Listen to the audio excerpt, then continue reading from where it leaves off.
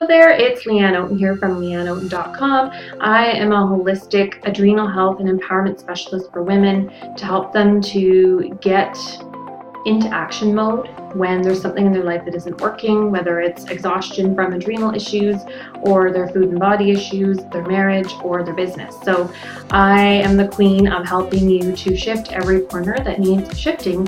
And today we're talking about sugar addiction. So if you do the research online, you will see that there is just endless information out there around sugar addiction and the effects and the harmful effects of sugar. We all have seen it, probably, right?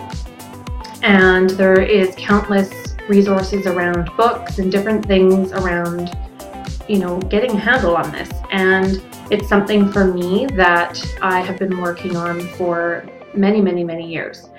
And when you just think about sugar addiction, it's very heavy. It's got a real heaviness to it. So I was pondering it due to a client because this is something that's rising up for her, and it made me really have to ponder how I could teach about this because I've never really taught about it. I teach about body-centered nutrition and really just self-awareness and stuff with my clients, that kind of aspect, no nutrition plans or anything, but just teaching them body awareness rather than following rigid diet plans, right?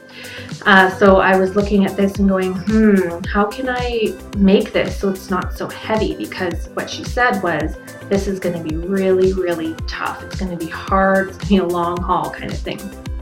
And of course, I stopped her there and reframe it, right? No, that's not the case, because from this point on, you will have shifted this pattern, and so you're going to behave differently. So I was thinking about how can I present this in a way that's lighter, that doesn't feel so heavy like addiction. So if you look online, you will see there is statements around sugar lighting up the same centers in the brain as addiction. You probably heard that it's as addictive as cocaine and all this stuff. And so sure, if you think about it, when you take it out of your daily life, you notice that your cravings go away. The more you eat, the more you want. So, maybe there's a dependency there.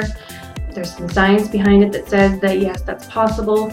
But I just want to move out of that because I want to take you out of all of that to look at a higher way of seeing this, a way that you can start to make changes without seeing yourself as a sugar addict, right? So the first one is to choose the language around it that feels lighter rather than heavy, like you're a crack addict because you like to have chocolate or you tend to like the sweets. And it's really about changing that language to, this is a habit, and a habit can be changed, right?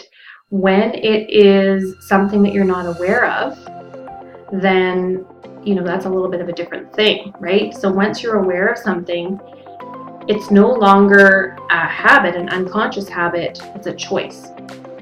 So if you do all of the research, which I encourage you to do, educate yourself, definitely, about the harmful effects of sugar and how the worst forms, you'll find that online, the worst forms, and I'm not going to go too much into that here because I have other points I want to make, and also hidden sugars. So in all the processed food that most people are eating, the sugar syrups in your lattes from Starbucks or wherever, in your breads and your sauces, dressings, sweetened yogurts, it's just endless.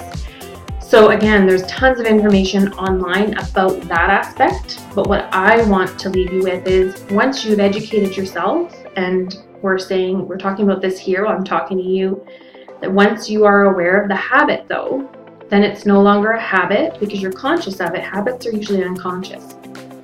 Then it's a choice. So you're choosing, am I going to stop for this second iced latte when I already had a coffee this morning? Am I going to eat the last bit of ice cream that's sitting in the fridge the kids didn't eat? Or the cashew milk ice cream that's sitting there?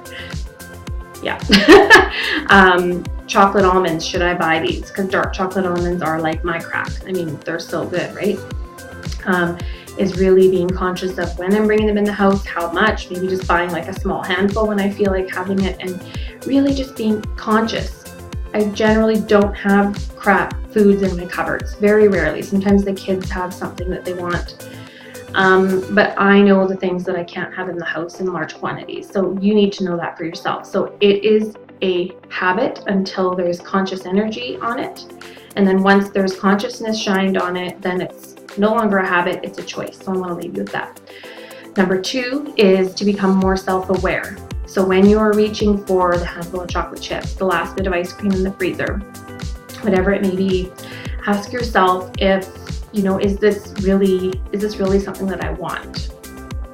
Like, I'm reaching for this.